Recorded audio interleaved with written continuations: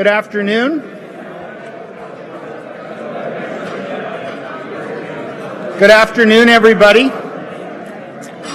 Please join me in welcoming our television and webcast viewers. My name is Fred Mifflin, and I'm the president of the Canadian Club of Toronto.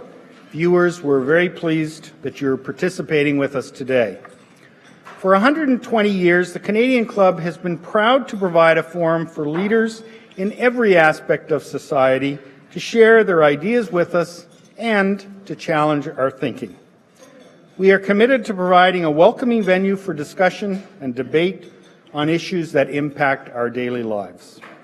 Through our programs and activities, we offer access to dynamic political, business, and public figures from across our country and around the world, like today's guest speaker, the Honourable Maxime Bernier. Before I formally introduce Monsieur Bernier, here's a snapshot of some of our upcoming events. On Thursday, September 22nd, we bring you the third installment of our Canada 150 series. A panel of distinguished current and former CEOs will talk to us about how sustainability can drive Canada's innovation. And on Friday, September 30th, our Canada 150 series will be led by RBC's Dave Mackay in conversation with some of Canada's most respected digital entrepreneurs. To order your tickets or to learn more about the club, please visit our website at canadianclub.org. You can also join the conversation via Twitter and Instagram by following us at CDNCLUBTO or by using that hashtag.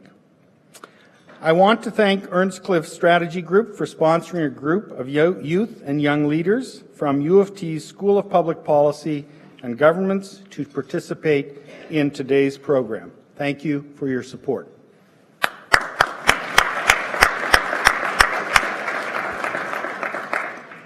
And now today's guest speaker. The Honourable Maxime Bernier brings with him an education in commerce, years of financial and banking experience, and a decade in federal politics on a wide range of issues, including industry. Naturally, then, he has a lot to say on how Canada's economy can be made stronger. Monsieur Bernier was re-elected for an impressive fourth term last fall in the Quebec riding of Beauce. During his time in Parliament, he's held a number of cabinet posts, including Minister of Industry, Minister of Foreign Affairs, and Minister of State for Small Business and Tourism. He's now the official opposition critic for innovation, science, and economic development. His business background includes roles at National Bank of Canada, Standard Life of Canada, the Quebec Securities Commission, and the Montreal Economic Institute. An accomplished marathoner, Monsieur Bernier has now entered the race of his life. He's one of 5 registered candidates for the leadership of the Conservative Party of Canada. The leader will be selected in May 2017.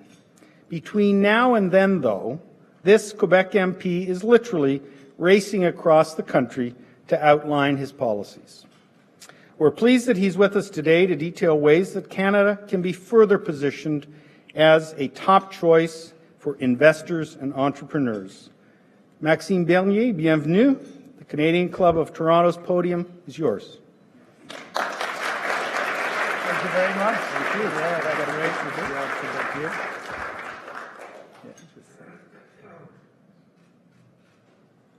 Merci. Thank you very much.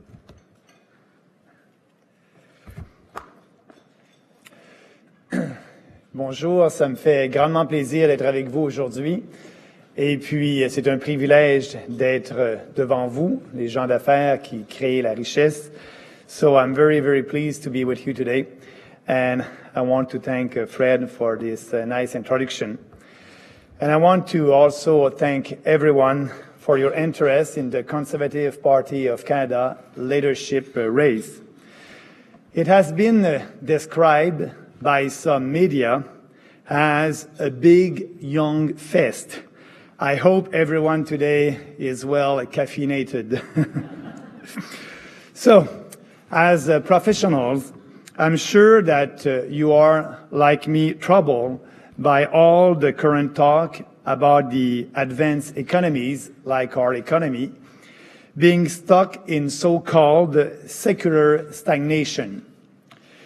Many people believe we are in a situation where economic growth is being to be chronically slow, around 1%, instead of 4% we were used to until not so long ago. And according to the private sector economists, economic growth in Canada this year will be only 1.3%. That means no new jobs for Canadians and no salary increase for Canadians. Our productivity growth is extremely slow, and over the past 15 years, multi-factor productivity growth in Canada has stood about above 2%, only 1 year in 2000. In those 10 years, it was below 1% and often negative. For me, there is no way we can improve our standard of living with productivity growth below 2%. Not when the number of seniors is fast increasing while the proportion of working Canadians is shrinking. Those who are working have to become more productive if we want to sustain our prosperity. And for us, we have another major problem, is that our economies seem to be trapped in a pervasive monetary situation. We've had interest rates at close to 0% for several years now, but this had no effect on growth, but however, it creates more and more distortions in the economy. Artificially low interest rates are encouraging people to borrow. We learned last week that the level of debt carried by Canadian households has reached a record level of at 168% of disposable income. And we know that if interest rates were to increase now, hundreds of thousands would suddenly have trouble paying their mortgage. Artificially low interest rates are also hurting savers that are causing trouble for banks and insurance companies, which are forced to invest in riskier assets. They are creating bubbles in various sectors, which is exactly the reason why there was a crash in 2007. Everybody is now aware that this monetary situation is unsustainable. Central banks have been saying for years now that they will eventually, yes, eventually, raise interest rates, but they are afraid that doing so will provoke another major recession. So, how are we supposed to get out of this economic stagnation? The current Liberal government believes it has found the remedy. Borrow, borrow, borrow, and spend, spend, spend. In short, the old Keynesian solution. And according to this view, if consumers don't spend enough, and if businesses don't invest enough, then the government should do it for them. But we cannot spend our way to prosperity with borrowed money. The head of the International Monetary Fund, Christine Lagarde, recently came to Canada to praise the Liberal policy. The Bank of Canada has also encouraged the government to bring more fiscal stimulus, more spending, saying there is little else it can do with monetary policy. I don't buy this solution of more borrowing and more spending. There is just one word to accurately describe Keynesianism: nonsense. The key question we have to ask ourselves is this: where does the money the government spends come from? We know that a government cannot inject resources in the economy unless it has first extracted them from citizens through taxes or put us further into debt by borrowing the money. Every time the government takes an additional dollar in taxes out of someone's pocket or borrows it from someone, that's a dollar that person won't be able to spend or to invest. Government borrowing and spending goes up, private borrowing and spending goes down. There is no wealth creation. And it is like taking a bucket of water in the deep end of a swimming pool and emptying it in the shallow end. Nothing happened. I don't believe our economy has slowed down because governments are not spending enough taxpayers' money or getting us enough into debt. More government borrowing and more government spending are not the answer to our economic challenges. And to understand why investment is down, we also have to look at the incentive businesses have to invest, or rather, the lack of incentive. Despite interest rates being exceptionally low, businesses are afraid to invest because of the uncertain economic future that they face. They see all the debt and distortion created by successive monetary and fiscal stimulus in Europe, Japan, and in the United States since the Great Recession. They see governments increasing regulation and intervening more and more in the economy. More spending on the scale offered by the Liberal government is not going to stimulate the economy and bring us prosperity. It will act as a sedative for the economy. Prosperity does not come from government spending, but rather from entrepreneurs like you, investing. We need the exact opposite of more government spending. We need to encourage private investment in order to increase the economic's productive capacity. For months, I have proposed policies that will bring more competition in the telecommunications sector, in the air transportation sector, and in agriculture, as well as to cut the red tape by eliminating inter-provincial trade barriers. The more open our economy and the more competition there is, the more businesses are inclined to invest to stay competitive.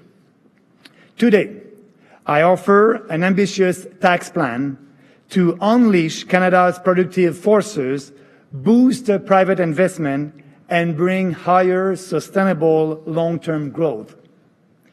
Economic growth that will allow us to lower personal taxes, better fund the government services Canadians expect, and pay down the debt. First, I propose to abolish the capital gains tax.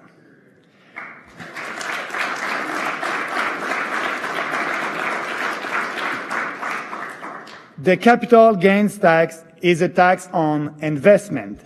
Everybody understands the logic. The more you tax something, the less of it you will get.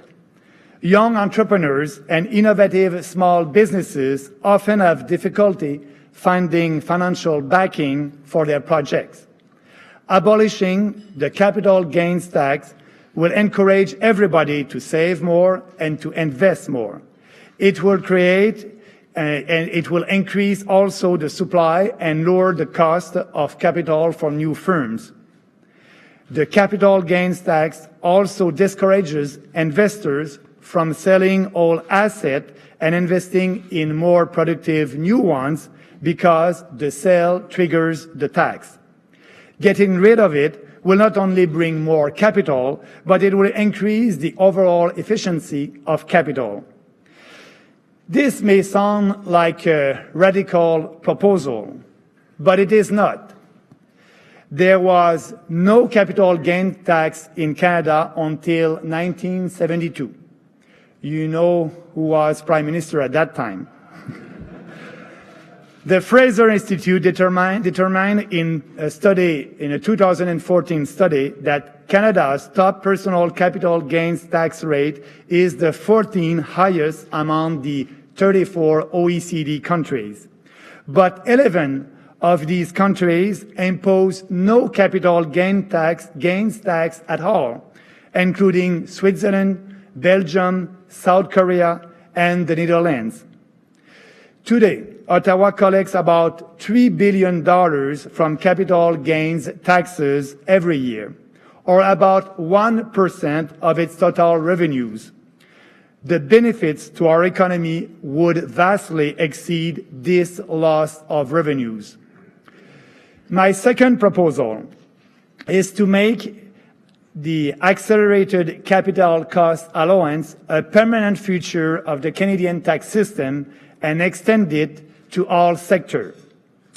In 2007, as part of measures adopted to deal with the financial crisis, our Conservative government introduced accelerated capital cost allowance rates for investment in machinery and equipment used in manufacturing and processing. And in 2010, it was expanded to include clean energy equipment. The program was supposed to come to an end in 2015, but it was expanded for 10 years. We know that capital expenditures are a key driver for our productivity. Investment in new machinery and equipment produce more output per working hour. Workers become more productive, which is the key factor leading to higher wages.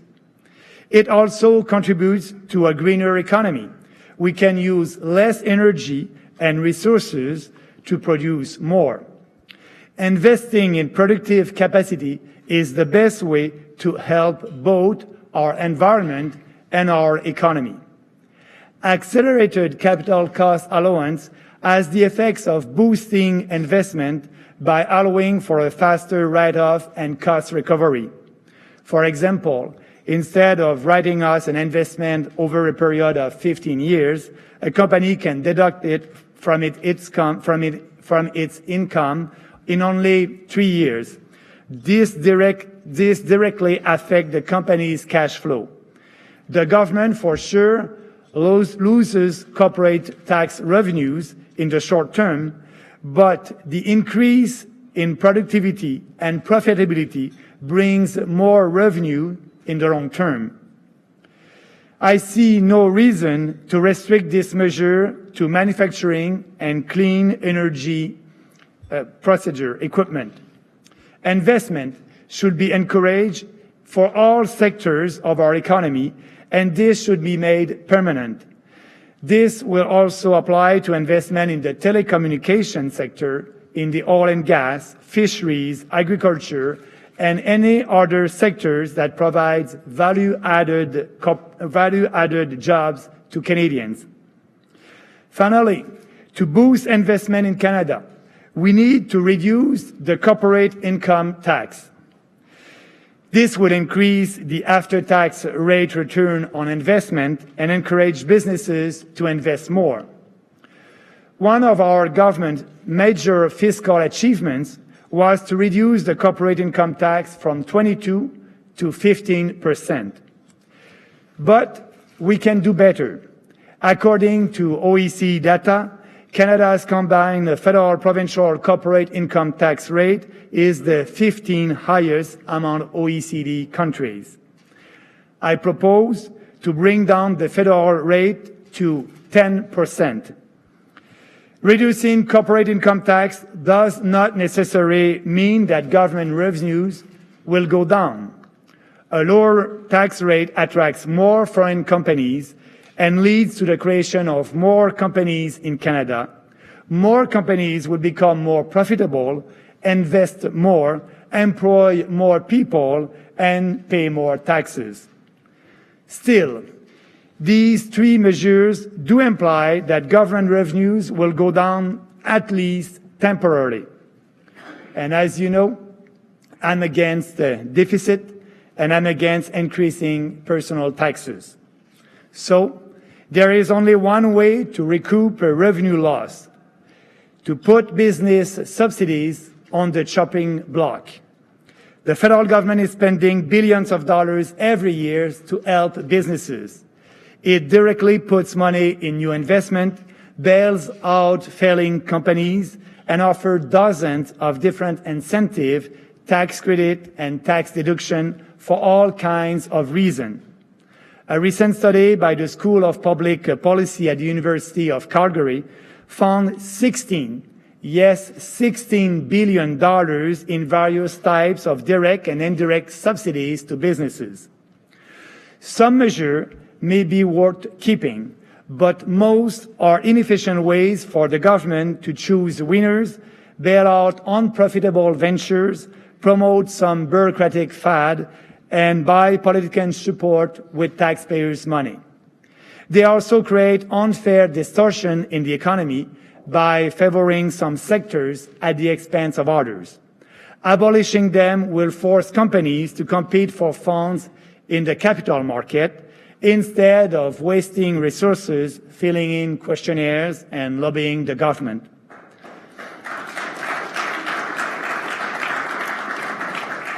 I think axing inefficient subsidies programs is not just good for the economy. It is also crucial to demonstrate to Canadians that pro-growth measures such as tax cuts are not the same as pro-business measures. The ultimate aim of pro-growth measures is to benefit Canadian consumers and workers, not businesses. By putting an end to crony capitalism and corporate welfare, I believe it will actually be easier to convince Canadians to our pro-growth policies. It is time to stop taking billions of dollars out of the private sector only to redistribute in an inefficient way through subsidies. A rational economic policy, and also a fair one, will instead lower taxes for all businesses. And as you know, this is an ambitious plan, but it will end corporate welfare and bring a real and sustainable stimulus to our economy. It will turn Canada into a haven for investors and entrepreneurs. It will encourage private investment, increase productivity, create jobs, and lead to higher wages for Canadians. And it will achieve this in a responsible way without burdening future generations. Thank you. Merci.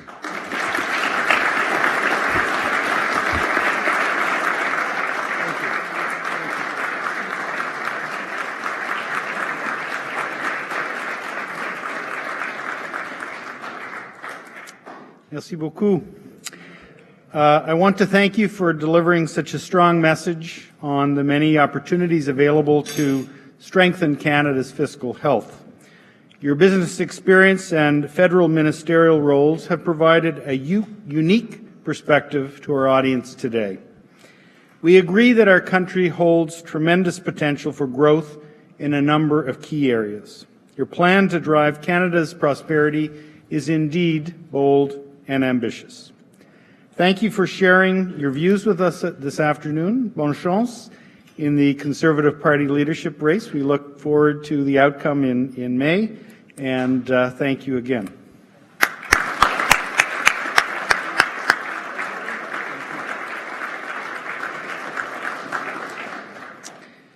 This concludes our program today. We're grateful to mediaevents.ca, Canada's online event space, and VVC for live streaming today's event. To learn more about the club, please visit us at canadianclub.org. Thanks very much for joining us. Have a great afternoon.